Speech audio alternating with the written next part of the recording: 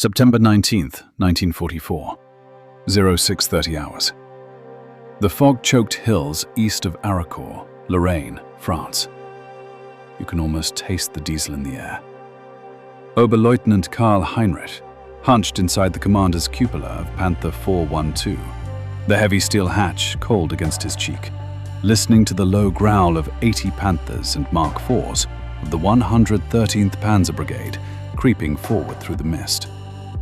The new brigade, fresh from the training grounds, crews still smelling of factory grease, had been promised glory.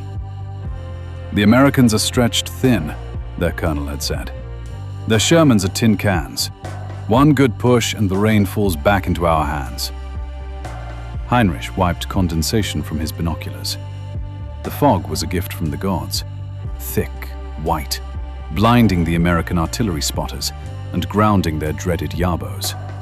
No thunderbolts screaming down today, just the wet crunch of treads on mud, the metallic clank of loose track pins, and the steady heartbeat of Maybach engines pushing 60 tons of German steel toward the American lines. "Range 400 meters, his gunner muttered, voice tight with excitement. "I see silhouettes. Shermans. At least a dozen of them, hull down on that ridge." Heinrich smiled in the half-light. Shermans. The same light tanks that had burned so easily in Normandy. These Americans had raced across France like madmen, but now they were tired, low on fuel, and facing the best the Reich still had. Panthers with 75mm guns that could punch through their frontal armor at 2 kilometers. Tigers? Not here today, but the Panthers would do the slaughter just fine. "Fire when ready," Heinrich ordered. The long barrel barked. The first round lanced through the fog and struck the lead Sherman square in the glacis. Flame bloomed. A second round followed before the echo died. Another American tank shuddered and began to burn. Cheers crackled across the brigade radio net. "Vorwärts! Vorwärts!" Men who had never seen real combat were already tasting victory. Across the shallow valley, more American tanks appeared, ghostly shapes in the mist, firing back with their stubby 75s.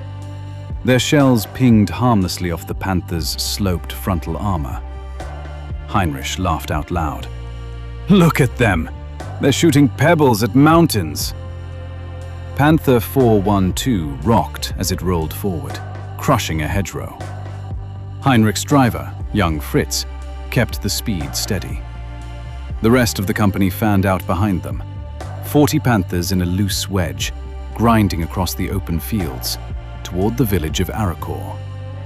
From the high ground they could already see the American supply trucks scrambling, the thin line of infantry digging frantically. This was it. The counterblow Hitler had demanded.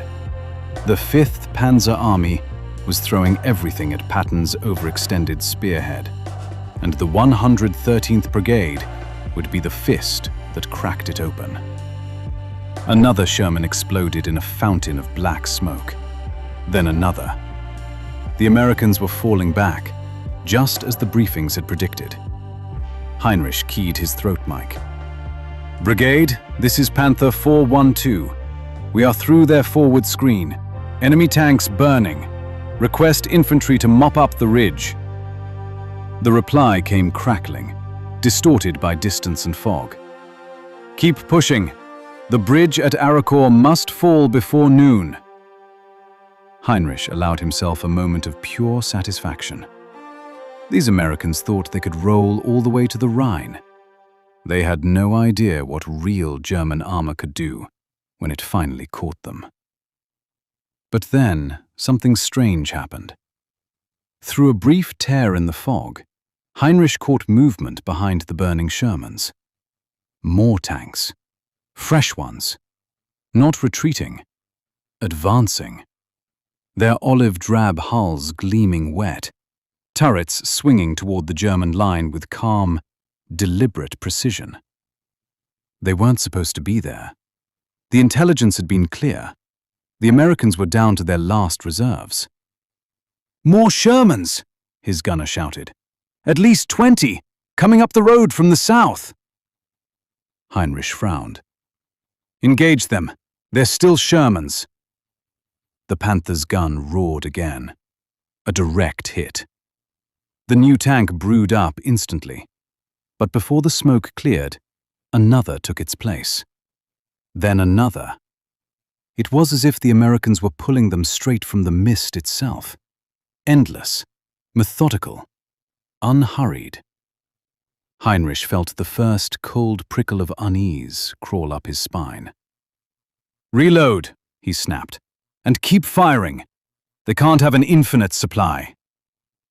But as the fog swirled and the morning light began to burn it away, the American line refused to break. The fog was lifting now, burned away by the weak September sun, revealing a nightmare that made no sense. Oberleutnant Karl Heinrich stared through his periscope, mouth suddenly dry. Where there should have been a shattered American line and retreating infantry, he saw instead a solid wall of olive-drab Shermans rolling forward in neat company formations. Dozens of them. No, more than dozens. Fresh tracks cutting through the mud, pristine paint still showing factory stencils.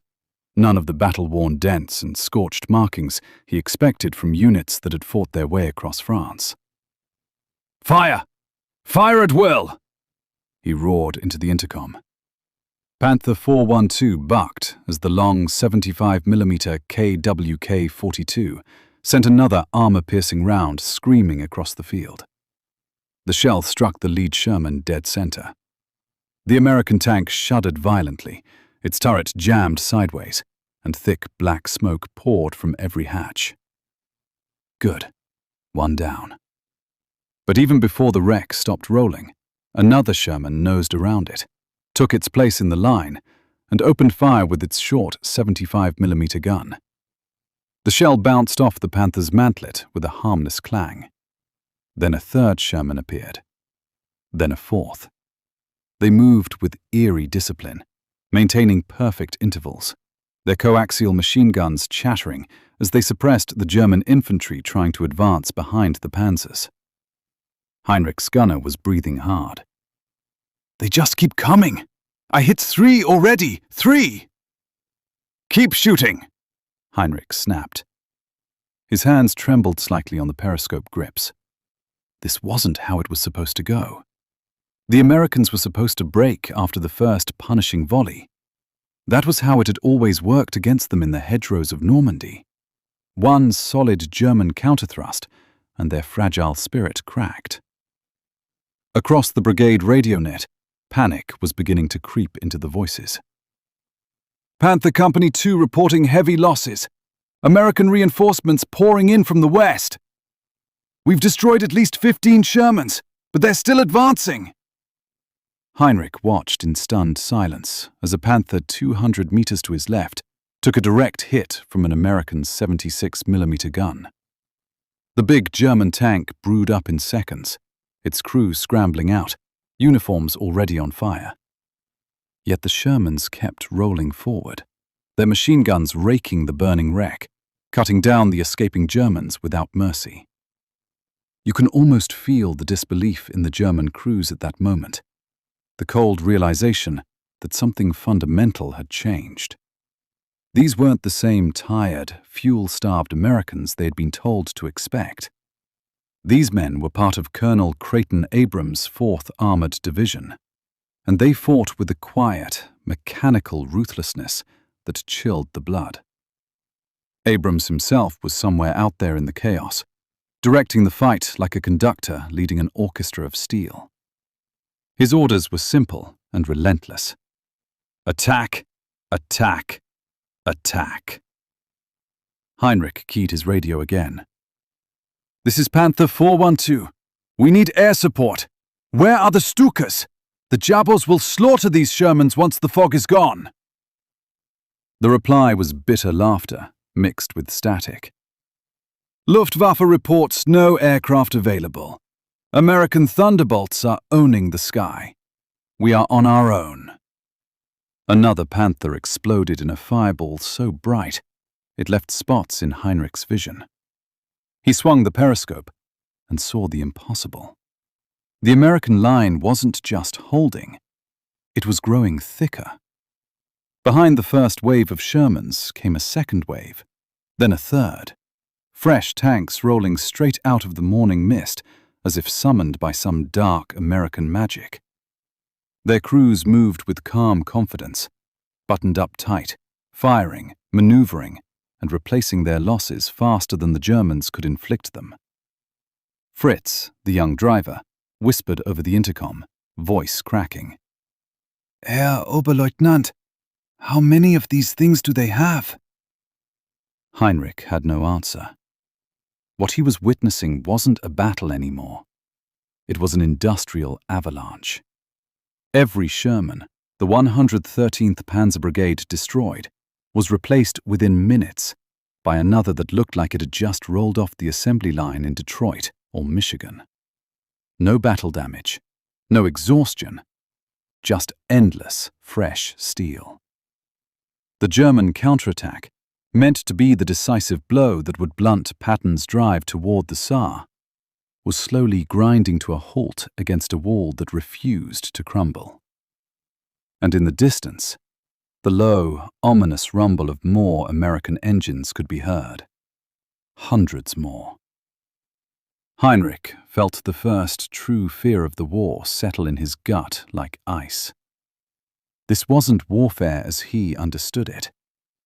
This was something else entirely. The morning sun had fully burned the last traces of fog away, exposing the battlefield like a surgeon's blade. Oberlieutenant Karl Heinrich could no longer pretend this was a normal fight. From his Panthers' cupola, the fields around Arracourt had transformed into a blazing scrapyard of burning German armor. Black pillars of smoke rose in every direction. The sweet, sickening smell of scorched flesh and burning fuel drifted across the valley on the breeze. "Left! Traverse left!" he screamed. The turret motor whined as his gunner desperately swung the long 75mm barrel toward a new threat. Another company of Shermans had appeared on their exposed flank, moving fast, firing on the move with shocking accuracy. These American crews weren't the hesitant rookies the Germans had faced in North Africa or early Normandy.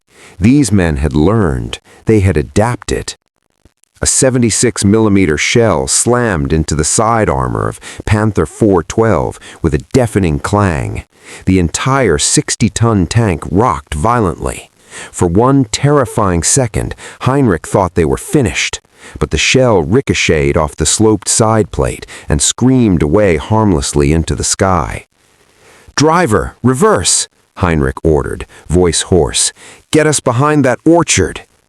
As the Panther lurched backward, Heinrich watched in helpless fury as two more Panthers from his company were bracketed and destroyed in rapid succession. One took a direct hit through the thinner side armor and detonated in a spectacular fireball, its turret cartwheeling 30 meters through the air.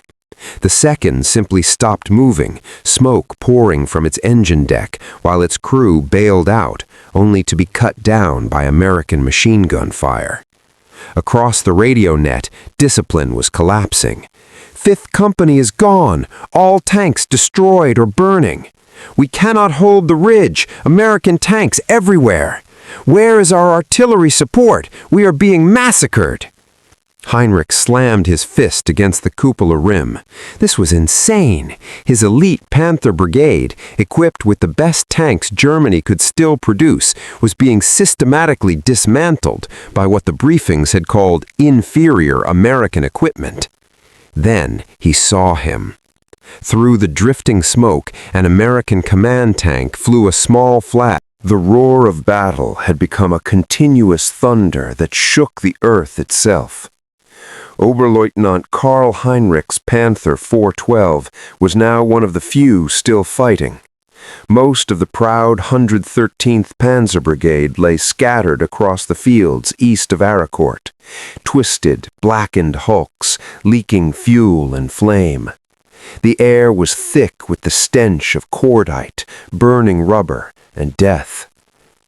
"Ammo low!" his gunner shouted, panic edging into his voice. "Only 6 rounds left." Heinrich didn't answer.